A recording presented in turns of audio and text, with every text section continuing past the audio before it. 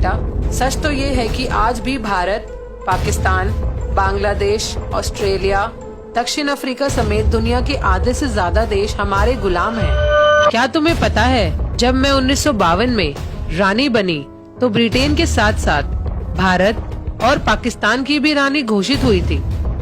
क्या तुमने नेहरू और सी राजगोपालाचारी के द्वारा ली गई शपथ पढ़ी होती तो यकीन आ ही जाता।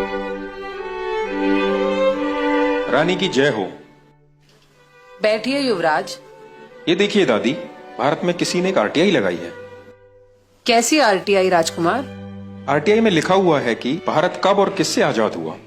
14 अगस्त और 16 अगस्त 1947 को भारत का शासक कौन था? 25 जनवरी और 27 जनवरी 1950 को भारत का शासक कौन था?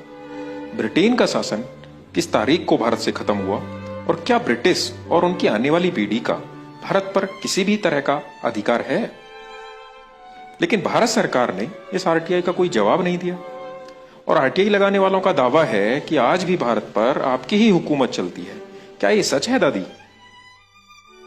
हमारे पूर्वजों का सपना था कि दुनिया पर उनके वंशजों की हुकूमत बरकरार रहे।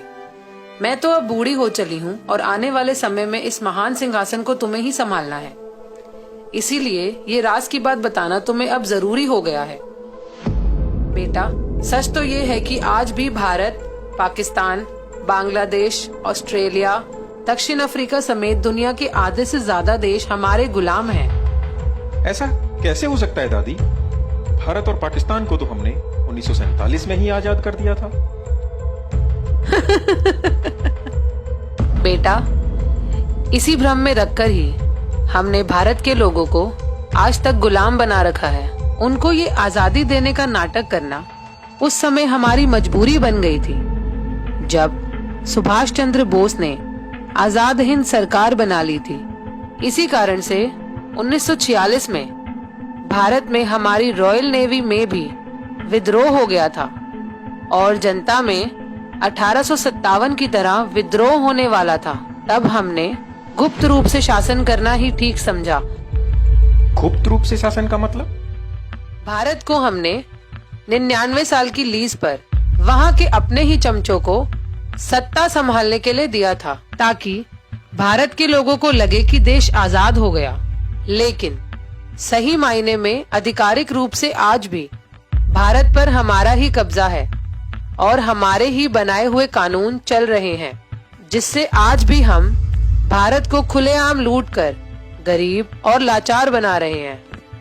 दादी, ये सुनकर खुशी तो बहुत हो रही है, पर यकीन नहीं हो पा रहा। ठीक है, ये बताओ कि क्या मुझे कभी भारत जाने के लिए वीजा की जरूरत पड़ी, जबकि वहाँ के प्रधानमंत्री या राष्ट्रपति को इंग्लैंड में आने के लिए वीजा लेना पड़ता है?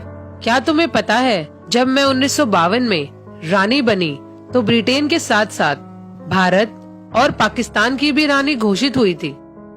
क्या तुमने नेहरू और सी राजगोपालाचारी के द्वारा ली गई शपथ पढ़ी होती तो यकीन आ ही जाता। कौन सी शपथ? राजगोपालाचारी ने 21 जून 1948 को भारत का गवर्नर जनरल बनने पर शपथ ली थी कि मैं चक्रवर्ती राजगोपालाचारी गंभीरता के साथ इस बात को पक्का करता हूँ कि मैं हिज मैजेस्टी किंग जॉर्ज 6 और उनके उत्तराधिकारी के प्रति विधि के अनुसार वफादार, निष्ठावान रहूंगा और उनके प्रति पूर्ण भक्ति रखूंगा। और मैं चक्रवर्ती राजगोपालाचारी इस बात को गंभीरता के साथ पक्का करता हूँ कि मैं गवर्नर जनरल के पद पर हिज मैजेस्टी किंग जॉर्ज 6 एवं उनके उत्तराधिकारियों के ठीक प्रकार से सत्यता के साथ सेवा करूंगा। देखा, अगर भारत 15 अगस्त 1947 को आजाद हो गया था तो सी राजगोपालाचारी ने 21 जून 1948 को मेरे पिताजी के नाम की शपथ आखिर क्यों ली? चलो दादी, मान लिया कि 15 अगस्त 1947 को दी गई आजादी झूठी थी, लेकिन 26 जनवरी 1950 में तो भारत के लोगों ने अपना खुद का संविधान बनाकर अपने देश को गणतंत्र घोषित कर लिया था। उसके बाद तो उनको आजाद मानना ही पड़ेगा। बेटा, तुम बहुत भोले हो। गणतंत्र शब्द का मतलब भी नहीं समझते। गणतंत्र का मतलब मालिक बनना नहीं होता। वहाँ का संविधान हमारा बनाया हुआ एक कानून ही तो है, जिसका पालन वहाँ के हर एक आदमी को करना ही पड़ेगा। इसको समझने के लिए ये देखो, इंडियन इंडिपेंडेंस एक्ट 1947, इसमें सेक्शन 6 क्लॉज 3 को पढ़ो। इसमें साफ साफ लिखा है कि भारत में कोई भी कानून बनाने का, रोकने का और हटाने का अंतिम निर्णय वहाँ का गवर्नर जनरल ब्रिटेन के राजा की अनुमति से ही कर सकता है।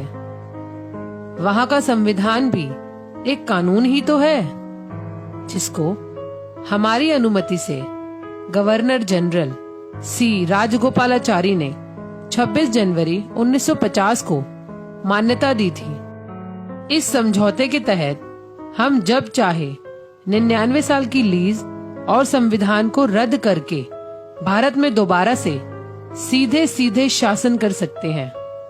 इसी बात को भारत सरकार ने भी एक सरकारी दस्तावेज में स्वीकार किया है। कौन सा दस्तावेज? 1953 में रामनारायण द्वारा पूछे गए एक सवाल के जवाब में भारत सरकार ने आधिकारिक रूप से लिखकर भेजा कि ब्रिटिश नेशनैलिटी एक्ट के अंतर्गत भारत का हर व्यक्ति ब्रिटिश कानूनों के अधीन है और यह स्थिति भारत के गणतंत्र होने के बाद भी नहीं बदली है। यानी भारत के लोगों को हम आज भी अपने कानूनों के तहत सजा सुना सकते हैं, चाहे वे भारत का प्रधानमंत्री ही क्यों ना हो। तो क्या दादी, वहाँ का प्रधानमंत्री लोगों का नहीं बल्कि आपका सेवक है? क्यों तुम्हें नहीं लगता? दिल्ली के बुराड़ी इलाके में जिस जगह मेरे दादा जॉर्ज पंचम का राज तिलक हुआ था, उसी जगह मेरे कहने पर मनमोहन सिंह की सरकार ने कोरोनेशन पार्क बनवाना शुरू किया, जिसमें हमारे दादा परदादा की मूर्तियां और हमारा एक विजय स्तंभ लगा है। और अब मोदी सरकार ने उससे भी ज्यादा हजारों करोड़ों रुपया खर्च कर उस पार्क का निर्माण जल्द से जल्द पूरा करवा दिया। इस तरह भारत के राष्ट्रपति भवन के सामने लगे खम्बे पर मेरे सितारे का निशान देख सकते हो, जो कि मेरे मुकुट और छड़ी पर भी है, जिसे मेरी इजाजत बिना भारत में कोई भी हटा नहीं सकता।